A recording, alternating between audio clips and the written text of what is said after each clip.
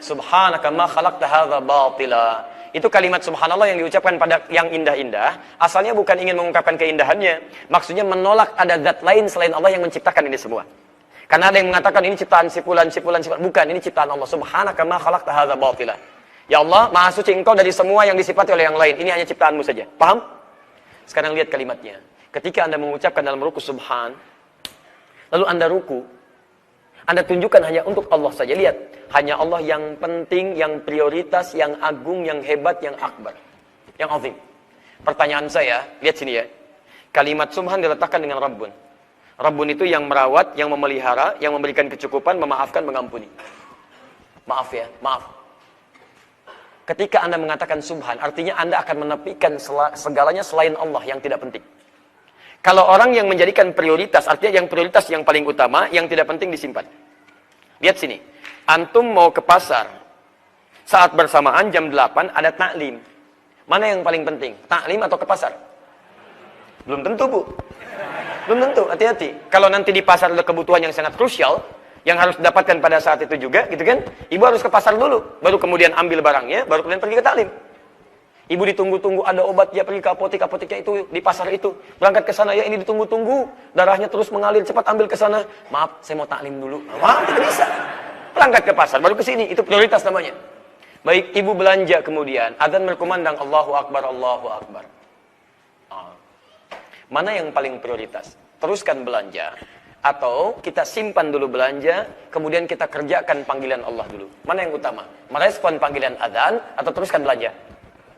Maaf, saya melihat ke sini. Halo? Salat dulu atau teruskan belanja? Perhatikan, ketika Anda mengucapkan kalimat subhan, itu komitmen Anda untuk menepikan segala yang tidak penting selain Allah. Artinya cuma Allah yang penting. Jadi kalau orang yang mengatakan kalimatnya subhan rabbiyal azim, maka praktikal kehidupannya akan menempatkan Allah prioritas dalam kehidupannya. Jadi kalau Allah sudah menjadi prioritas dalam kehidupannya, maka Allah pun akan memprioritaskan dia dalam setiap kebutuhannya. Awas ya. Kalau Anda selalu punya kebutuhan, dan Anda mintakan kepada Allah, dan Anda tidak diprioritaskan oleh Allah, jarang terjawab, terlambat jawaban, bahkan tidak dijawab, coba cek barangkali Anda jarang memprioritaskan Allah dalam kehidupan Anda. Orang yang memprioritaskan hukum-hukum Allah, maka dia akan mendahulukan hukum Allah di atas hukum-hukum yang lainnya. Saya mau minum. Apa manfaatnya minum? Menghilangkan haus. Perhatikan, ketika saya akan minum, yang lain pun akan minum dengan volume air yang sama. Ketika dia akan minum, dia akan ingat Allah menyukai minum yang seperti apa. Ambil dengan tangan kanan. Ucapkan bismillah, sebut nama Allah. Bismillah. Itu hukum Allah. Kalau ini masih mudah, yang susah itu ketika prioritas terkait Allah bertentangan atau bersamaan dengan prioritas urusan dunia. Disinilah kadang-kadang kita tidak konsisten memilihnya. Untuk ibu tadi, dalam suasana sedang belanja, adzan berkumandang, di bawah ada masjid, bahkan bukan cuma musola. Allahu Akbar, enti sholat dulu atau teruskan belanja? Sholat dulu, alhamdulillah. Begitu mau berangkat, tiba-tiba kalimat di mikrofonnya itu bunyi. Diskon naik 95%. 95%. Plus yang disebutkan barang yang dicari oleh ibu. Pertanyaan saya, Anda teruskan belanja atau menunda sholat? Oh? Tidak mudah. Baik, tahan ya. Tahan. Teman-teman sekalian. Ini kelihatan seperti sederhana.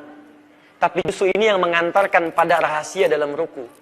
Kalau Anda mengatakan tiap sholat subhana rabbiyal azim, cuman Allah yang penting, tapi aktivitas Anda menunjukkan Anda yang penting. Dunia yang penting.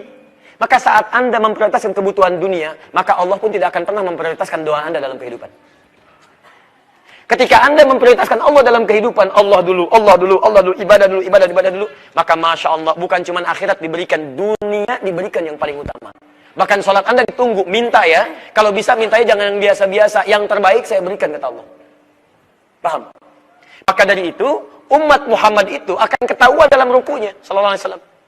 Lihat kalimatnya. Tarahum ruka'an sujjada. Anda bisa mengamati umat Nabi Muhammad itu akan kelihatan bagaimana rukunya. Akan kelihatan bagaimana sujudnya. Maka Masya Allah, rukunya nampak nikmat dalam rukunya. Dan hebatnya, praktek ruku itu diterapkan dalam kehidupannya. Yang dia agungkan cuma Allah. Teman-teman sekalian, pernahkah sering mengalami Anda Begitu Anda rapat, Anda memilih untuk rapat dibandingkan untuk sholat. Padahal Anda bisa menunda rapat. Kalau dalam keadaan yang darurat, bisa kemudian Anda prioritaskan. Fikih aulawiyah namanya. Fikih prioritas. Tapi kadang-kadang, hal-hal yang biasa. Bahkan Anda, Allahu Akbar, yang paling luar biasa, sholat bisa ditunda hanya untuk urusan yang sangat remeh-temeh, urusan dunia yang bisa diputar lagi kemudian hari. Penting mana tahajud dengan nonton bola? Bola bisa dilihat lagi besok. Bahkan bisa diketahui hasilnya. Indonesia lawan Filipina 9-0. Tahu? Tuh, ayo. Vietnam lawan misalnya Brunei Darussalam 8-1. Indonesia lawan Myanmar kemarin 2-1. Indonesia mau ketemu Vietnam. Hafal semua tuh. Bisa ditonton. Besoknya diulang lagi. Sekarang muncul di YouTube, di mana-mana ada. Arsenal tadi malam kalah sama Stoke 1-0. Misal gitu kan. Kejar-kejar gak gol-gol. Arsene Wenger sampai muram mukanya dan sebagainya. Bisa dilihat lagi besoknya. Saya nggak nonton, nggak ada kerjaan nonton. Kan? Ada kerjaan. Jadi teman-teman sekalian, tahu, karena ada bacaan. Saya senang baca. Tapi saya nggak senang nonton-nonton yang tidak jelas. Ya, saya kalau yang penting-penting, saya baca. Yang tidak penting, saya nggak tahu. Saya nggak tahu kalau udah Cynthia Bella menikah dengan orang Malaysia, saya nggak tahu. Yang lain saya tahu. Yang lain saya tahu. Anda tanya bola, saya jawab. Anda ini saya jawab, insya Allah ya, sepanjang bisa dijawab. Tapi kalau yang begitu, saya nggak ngerti. Ya. Sudah. Kembalikan. Halo? Baik. Ya, kalau yang baik-baik kita baca sebagai informasi. Jadi ketika kita masuk ke dunia orang-orang demikian, kita bisa hadir dan menyampaikan. Saya ini dengan Anda, saya olahraga dengan Anda. Saya tahu permainan Anda. Saya tahu bacaan-bacaan ini. Tapi saya juga tidak pernah berlebihan untuk itu. Ya, ketika sholat ya sholat, tahajud ya tahajud. Ada orang untuk menunggu bola bisa begadang. Untuk tahajud kesiangan. Katanya subhana rabbiyal azim. Begitu salat subhana rabbiyal azim, subhana rabbiyal azim. Tapi aktivitas Anda tidak menunjukkan itu. Dan hebatnya ketika butuh, nuntutnya Allahu Akbar. Berkali-kali lipat. Ya Allah mohon kabulkan. Kurang apa lagi? Kurang prioritas. Kurang prioritas. Jelas ya? Jadi kenapa saya sebut pengantar? Karena bacaan Anda subhana rabbiyal azim. Itu komitmen Anda untuk menerapkan kalimat itu dalam kehidupan. Kalau Anda sudah bisa terapkan, maka Allah memberikan kesempatan pada Anda. Silahkan. Yabtaghuna fadla minallahi wa ridwana. Minta. Mohonkan. Jelas? Apalagi kalau doa Anda banyak. Subhanakallahumma. Wa bihamdik. Wa bihamdik, segala pujian hanya untukmu ya Allah. Berapa kali Anda dalam hidup ingin dipuji? Katanya Alhamdulillah. Tapi Anda sering mengambil bagian pujian itu hanya untuk Anda. Kalau sudah Anda jangan ambil lagi. Ya, syukuri nikmat itu. Hanya untuk Allah. Kan Alhamdulillah itu kalimat syukur kan? Maaf ya, maaf. Apa artinya syukur? Saya bagi dua dulu. Alhamdulillah dengan makna syukur. Apa itu syukur? Syukur itu ungkapan kebahagiaan atas nikmat yang diperoleh dengan cara menggunakan nikmat itu sesuai ketentuan pemberi nikmatnya. Ungkapan kebahagiaan atas nikmat yang diperoleh dengan cara menggunakan nikmat itu sesuai ketentuan pemberi nikmatnya. Misal, Anda ingin mensyukuri nikmat lisan yang tidak sakit. Maka lihat Allah bagaimana meminta Anda menggunakan lisan. Kata Allah, jangan saling mencela. Ya ayyuhalladzina amanu la yaskhar qaumin qaum. Jangan saling cela. Kata Nabi, katakan yang baik-baik. Man kana yu'minu billahi wal yaumil akhir falyakul khairan. Siapa yang merasa beriman pada Allah dan hari akhir, katakan yang baik-baik. Aw liyasmut, kalau tidak bisa, diam. Diam. Maka ketika Anda mengucapkan yang baik-baik, itu syukur Anda atas nikmat lisan Anda. Syukur atas nikmat misalnya benda. Misal maaf, pakaian. Anda ingin bersyukur, maka pakai pakaian yang Allah suka. Pakai pakaian yang menutup aurat dengan baik. Pakai pakaian yang dari bahan yang halal. Pakai pakaian untuk kepentingan ibadah. Itu yang disukai. Jelas ya? Itu syukur namanya. Jadi ketika Anda mengatakan maaf, wa bihamdik, artinya Anda komitmen untuk mensyukuri nikmat Allah. Kadang-kadang, yang satu belum dipakai sudah minta yang lain. Anda sudah dapat sepeda, minta apa? Anda sudah minta motor, dapat apa? Anda sudah minta mobil, dapat apa? Mau ditaruh di mana? Sepeda saja belum sempat mengantarkan Anda ke masjid, Anda sudah minta motor. Motor saja belum sempat mengantarkan Anda ke taklim, sudah minta mobil.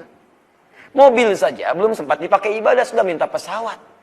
Kalau dengan sampai pesawat sudah Anda miliki, belum sempat meningkat ibadah, Anda mau minta apa lagi? Coba ya terangkanlah gitu kan, butuh apa lagi Anda? Hah? Mau apa lagi? Tuh, sampai lampu kaget padam. Sampai lampu aja kaget gitu kan. Paham ya? Jadi teman-teman sekalian, Coba cek, barangkali Anda kebanyakan minta yang ada aja belum disyukuri. Terakhir, Allahumma gfirli. Itu yang paling hebat. Makanya saya sering memprioritaskan yang doa Al-Bukhari itu. Yang subhanakallahumma bihamdika Allahumma gfirli. Karena menggabungkan 3 unsur sekaligus. Kalau yang subhana rabbiyal azim itu kalau cepat-cepat, yang singkat-singkat. Karena itu cuma mengambil 1 makna saja yang subhan. Wa bihamdik 2 makna. Allahumma gfirli 3, yang terakhir itu evaluasi kita. Allahumma gfirli, ya Allah ampuni saya ya Allah yang kadang-kadang kurang subhanallah dalam hidup. Ya Allah ampuni saya ya Allah yang kurang syukur dalam hidup. Ya Allah ampuni saya ya Allah yang sering memprioritaskan dunia dalam kehidupan. Anda bisa nangis ketika Allahumma gfirli. Ruku. Pernahkah Anda mendengar riwayat ketika Nabi ruku? Masya Allah, lamanya luar biasa. Pernahkah Anda mendengar kisah tentang seorang sahabat yang ketika ruku sampai temannya pulang dari pasar, dia masih ruku juga? Saking menghayatinya, saking mohon ampunan kepada Allah, takut dalam hidupnya tidak subhanallah. Takut dalam hidupnya tidak syukur kepada Allah subhanahu wa ta'ala. Karena itulah ketika selesai bacaannya Allahumma gfirli, Allah bentangkan pada dirinya, kamu mau minta apa? Apa yang kurang? Maka disitulah Allah akan berikan dalam kehidupannya. Paham sampai sini?